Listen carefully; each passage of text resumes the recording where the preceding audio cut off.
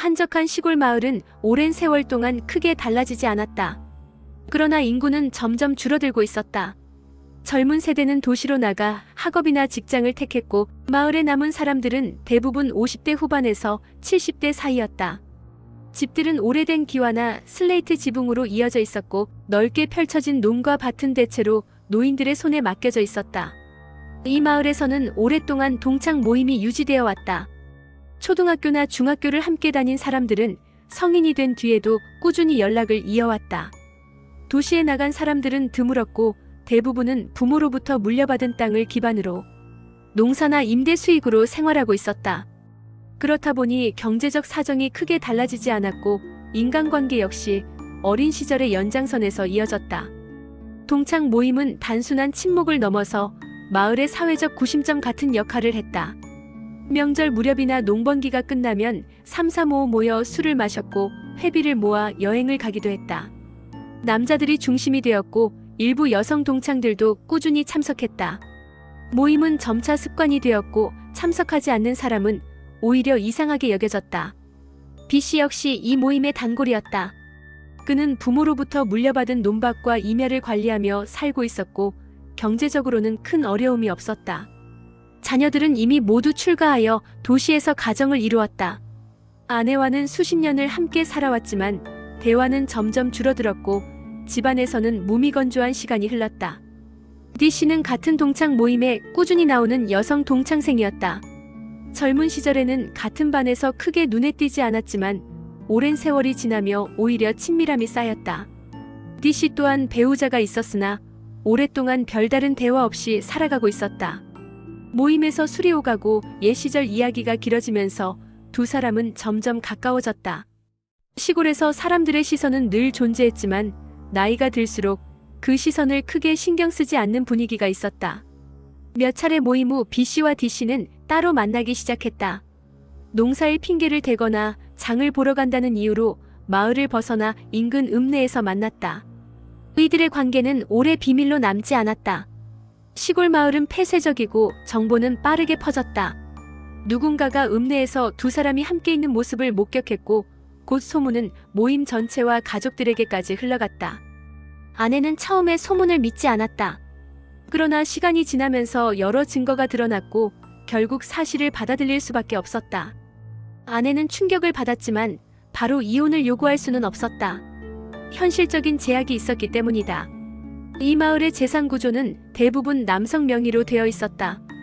땅은 대대로 아버지에서 아들로 넘어왔고 여성들은 별도의 명의를 갖지 못하는 경우가 많았다.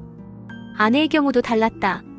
경제적 기반이 전혀 없는 상황에서 이혼은 사실상 생계를 포기하는 것과 같았다. B씨는 태도를 바꾸지 않았다. 오히려 아내에게 생활비는 줄 테니 관여하지 말라는 식으로 선언했다.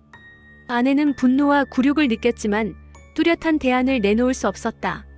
마을 사람들은 소문을 들었지만 직접적으로 개입하지는 않았다. 다만 속으로는 수군거렸고 모임의 분위기 역시 어색해졌다. B씨와 D씨는 그러한 시선을 개의치 않고 만남을 이어갔다. 오히려 이 나이에 한 번쯤 즐길 수 있는 것 아니냐는 식의 태도로 스스로를 합리화했다. 이 시점에서 아내와의 관계는 사실상 파탄이 났다. 그러나 법적으로나 생활적으로는 유지될 수밖에 없었다. 아내는 가정을 지키기 위해 참고 있었으나 그로 인해 받는 정신적 압박은 점점 심해졌다. B씨의 아내는 남편의 지속적인 불륜과 무관심 속에서 생활했다. 초기에는 충격과 분노가 있었으나 현실적 제약 때문에 감정을 표출할 수 없었다. 재산은 모두 B씨 명의였고 생활비를 받는 것으로 간신히 집안 경제가 유지되었다. 시간이 흐르면서 아내의 건강은 서서히 악화되었다. 스트레스와 정신적 압박은 만성적이었고 식사와 수면에도 영향을 미쳤다. 정기 검진에서 이상 소견이 발견되었고 이후 정밀 검사를 통해 암 진단을 받았다. 진단 당시 이미 병세는 진행 단계에 있었으며 치료는 제한적이었다. 병원 생활 동안 아내는 지속적으로 피로와 통증을 호소했다. 주변 가족들은 아내의 상태를 알고 있었지만 남편 B씨는 여전히 태도를 바꾸지 않았다.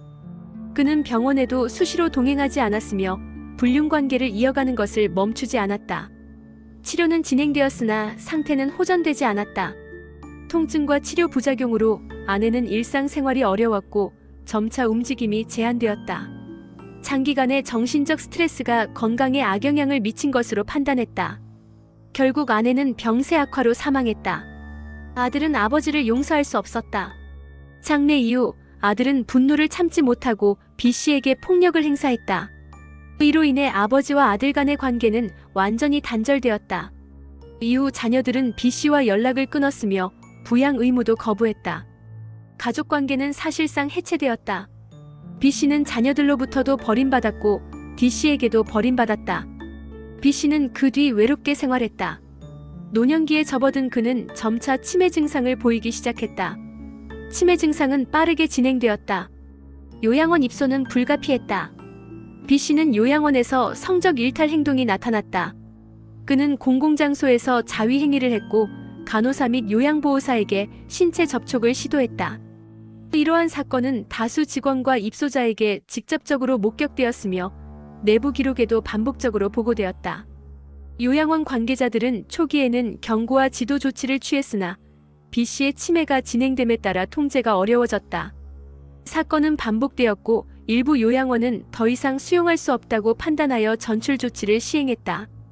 이 과정에서 B씨는 여러 시설을 이동하며 행동 문제를 지속적으로 보였다. 주변 입소자와 가족들은 불쾌와 불안을 호소했다. 불륜으로 시작된 사건이 가족 해체, 아내의 사망, 자녀 단절, 치매 및 요양원 내추택, 마지막 죽음까지 자신의 욕구만 찾다가 끝내 그 욕구에 사로잡혀 추악한 죽음을 맞이하게 되었다.